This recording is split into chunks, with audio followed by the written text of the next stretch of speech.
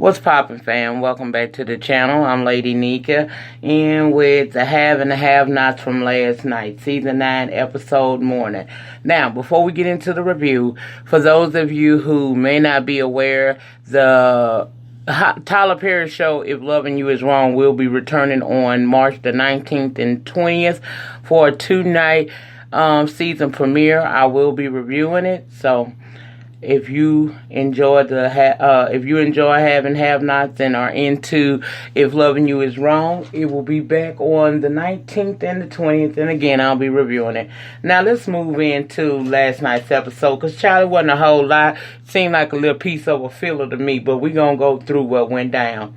Now, before I begin, y'all, this is my clean day. I'm washing and cleaning the house today, so if you hear my washing machine, please overlook that. But, child, we open up with Candace and Charles fully clothed, waking up. She's saying that she dreamt a little, slept well, and feels better today.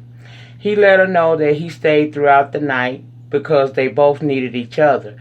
Child, they done hijacked Landon's room and cleared the entire floor. He tells her that he has to go to D.C. soon to meet with the current president and wants Candace to go. But she's afraid that she'll ruin it for him. She thinks that she's not good enough, and he tell her that she has no idea who he used to be, but he'll tell her that someday. Just know he was worse than her.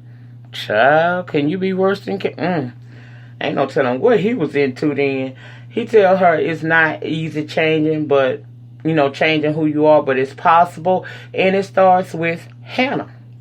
He says it's a lot of damage there and healing needs to take place. And surprisingly, she was open to hearing that. Then there's a knock on the door, and he knows it's time for him to get up and start his day-to-day process as president-elect. Landon is reiterating that it's time for him to get up and leave. So he heads off to go get himself together, child, and vows to see Candace later. Now, Landon pleased. He said Candace seemed better, and now he assumed that they had sex, but she told him no, and that Charles invited her to D.C. Well, he said he knows that she's going to D.C. She worried about it. They both agree that Charles is a good man and that he has a way of making you feel better. He encourages her to continue with Charles and to go on that trip to D.C. He says she got what it takes. She underestimating herself. He wants her out of his room, however, because child hadn't hijacked his room overnight, and he needs to shower. In my opinion, that was a decent exchange between Landon and Candace, considering how nasty it can get between the two of them, right, with the name calling. Now, over at David's house, Jeffrey get a call from Justin. Of course, he's saying he's still pretty bruised up, and he can't believe that it happened to him. He started playing on Jeffrey's dome, trying to get him to come to see him, which Jeffrey relents and says that he'll come later on. Now, Jeffrey hit him with, I love you, Justin hit him with, I love you, and Jeffrey reiterated it back to him, right? Now, I'm not sure if he's actually in love with this man or he playing the game. Either way, Madison done overheard it and was headed upstairs. Jeffrey wanted to know if he overheard the convo he had just had with Justin. Jeffrey said, I remember why I don't like you. I don't like you because you used to be nosy in school. Madison reminded him it was him who was having conversations so loud that it can be heard from the kitchen, because that's what he was. Jeffrey goes to asking if David is awake, and Madison said, yeah, he up. Jeffrey told him don't mention what he heard. Madison said, what did I hear? That you love him? Madison apologized for ratting in the past, but says he gonna be quiet about it all now. But he warns Jeffrey, look, you might not want to go over there. I don't know if you realize it or not, but he gonna make you pay for your dad folks coming over there and beating his ass. He warns Justin will try to kill him because he's dangerous. But Jeffrey is not listening. He only wants Madison to not talk. Now, too late, because as he telling him, just don't tell my father, David heard him saying, don't tell my dad, and wants to know what's going on. David knew it was Justin, and he asked if he was still seeing him. Well, Jeffrey asked if David was still seeing Veronica. David said, you just don't understand that, son. Jeffrey wanted to know. His dad wasn't trying to discuss it, so Jeffrey said if he don't want to discuss Veronica, he's not going to discuss Justin. David warned his son, this boy is dangerous. I forbid you to see him. Child, do you know that Jeffrey told his dad, I forbid you to see Veronica, his mama? Madison felt that tension going on between his father-son exchange, so he tried to leave out the room. David told him to stay, but Jeffrey told him to leave, and David reminded Jeffrey, this is still my house. So Jeffrey said, he's right, and since I'm at your house here, and I'm at her house there, I'll be moving out. He said if David can be with Veronica, don't tell him to stay away from Justin. David said he had him beat to send him a message in a language that he comprehends, violence. Well, Jeffrey told his daddy, well, you need to send Veronica a message in the language that she understands. I said, child. Now, child, bye. Your daddy is just keeping you clear by not informing you, but you a fool. And David's going to let you figure it out. He going to have to let you figure it out because you're not trying to hear nothing else. Who knows? Maybe Jeffrey tapped into his mom and dad's spirit and he got a plan. But right now, I just don't see it. I think he's being a fool. Down to the jail, child, D.A. George got Sarah in front of a grand jury admitting to stealing evidence from the evidence room. And she explains that she was being blackmailed by none other than Jim Cryer. He had info on her, and she revealed if that info ever got out, it may have been a hindrance for her career in law. She said no deals were offered to her, and she's coming forward because she committed a crime and now has to answer for it. Then the fiend comes in to do his testimony. That would be Wyatt. He admits hitting not only Benny, but that little girl Lizzie, and going home telling his parents, and they covered it up. He even said Veronica hid the car. Now, outside the courtroom, Jim is listening to the bug he has inside. He hears everything that Wyatt is saying. He calls David for a plan. They agree to meet up later at his house. Him, Jim, David, Catherine, everybody gonna meet over at the house so they can get they game plan on, because it's clear this boy's finna cause problems. But David warned Jim, you better handle your son. Jim said he was gonna do exactly that. Did y'all see how rude Jim was in that courthouse? That lady sat down there minding her business. He told her to go somewhere, and she hurried up and got somewhere too, baby. Now Catherine goes to see Hannah. She apologizing for Jim, and Catherine assured her nothing more will happen. She offers to have Hannah work at the hotel because that's independent of Jim, and she don't have nothing to do with Jim, right? She was even begging her to stay in that house that she gifted her. She agrees, so Catherine tells her she gonna call Broderick to set up the arrangements for Hannah to start working over there. Hannah notices how she's saying Broderick. Then the conversation switched to Hannah and Derek.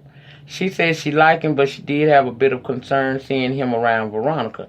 Catherine said, pay that no mind at all. But if you're worried about it, ask him. Hannah says she not, because it'll all be revealed in time. Then she gets a call from Jim telling her that Wyatt is before the grand jury and that she needs to hustle home because him, David, and Veronica are all going to be meeting up to figure out their strategy. So she headed home. Now, before she leave, Benny and Mitch come in, and Catherine apologized to Benny and assured him that it wasn't going to never happen again, that he would be assaulted by hands of her husband. So she leaves. Hannah asked what took them so long to return, and Mitch admitted that they had to take Benny to the hospital to be restitched, something he didn't want her to know. But Mitch done told it. Child, Mitch was offended a little bit. Benny basically told him, talk too much, you get on my nerves, so he said he finna go, child. When he leave, Benny wanted to know what happened at the Cryer's house, and she said, look, me and Candace basically beat his ass, wore his ass out. He said it's a shame that it took a devil for you two to come together. She said, well, that devil was you, because that's why we was there. Hannah said I'm not interested in having no conversation with you about nothing but other than signing these papers to return that money back to that woman because she told Catherine she would return it. Benny all of a sudden talking about he feeling pain, but Hannah not going to give up. She will return that money to Catherine some kind of way, but I don't really think Catherine give a damn about the money much. I really don't. Hell, she got plenty of money, and she said the only reason why Jim after it because he done wasted all his money on whores and whatnot, so that's it. She the purse of the family. Child, next thing we know, Derek done came over to check on Hannah. She says she's better now, and of course, Benny being rude to the man, Hannah not paying him no mind. Her and Derek wind up going into the kitchen. He asking to take her out to dinner, but she wants to cook, say he's spending too much money. Now, they was joking about how Benny acting, and of course, Benny eavesdropping. He done heard what the people said and got offended and came into the kitchen to try to defend himself. Hannah and Derek both paid him.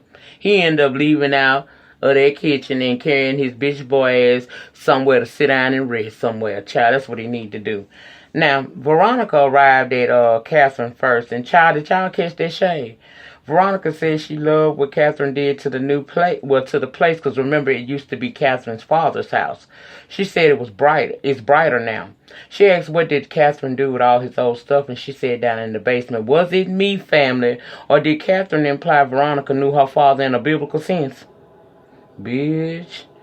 Then Catherine told Veronica, Veronica told Catherine that she and David were getting back together, and she was shocked.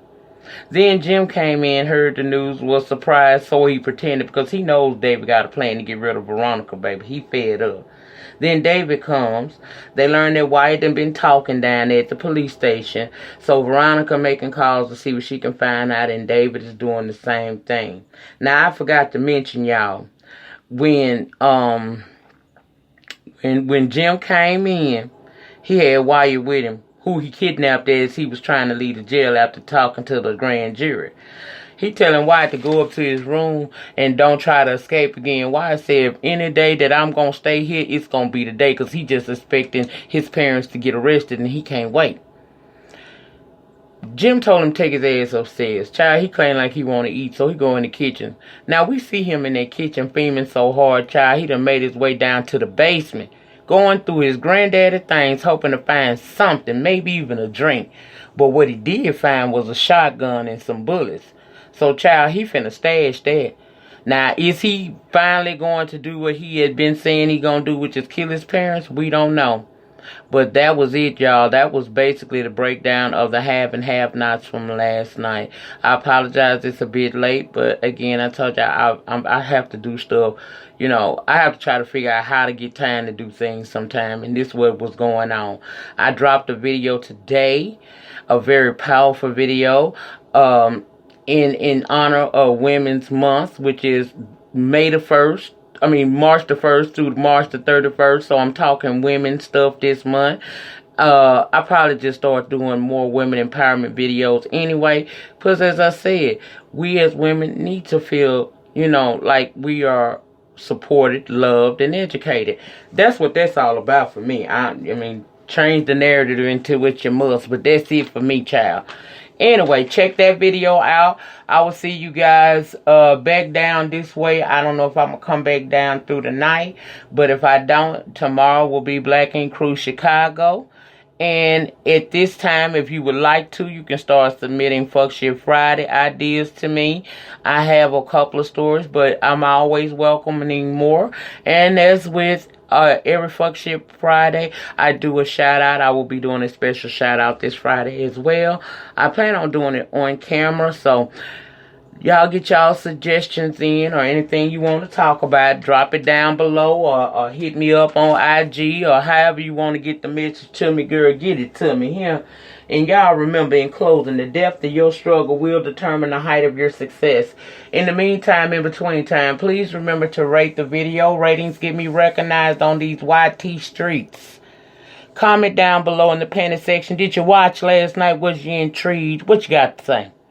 Also, down in the panel, go ahead and drop your Fuck Shit Friday suggestions. We're going to try to get everything done so that I can stay on schedule this week.